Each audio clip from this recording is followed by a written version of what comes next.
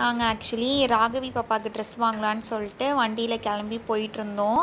அப்படியே போயிட்டு போரூரில் தான் ட்ரெஸ் வாங்கலான்னு போனோம்.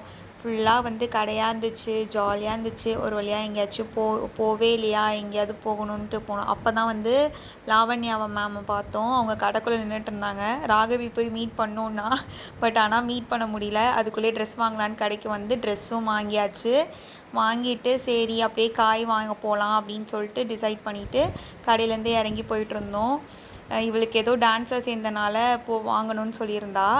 அப்புறம் போரூர் சந்தைக்கு தான் வந்தோம். இங்கே நிறையா இருந்துச்சு. நான் ஃபஸ்ட் டைம் இப்போ தான் வந்தோம் ஃபேமிலியோட. வத்தல், பூவு, காய்கறி எல்லாமே நிறையாவே இருந்துச்சு. ஜாலியாக இருந்துச்சு. இதெல்லாம் பார்த்து ரொம்ப எக்ஸைட் ஆகிட்டோம் நாங்கள்.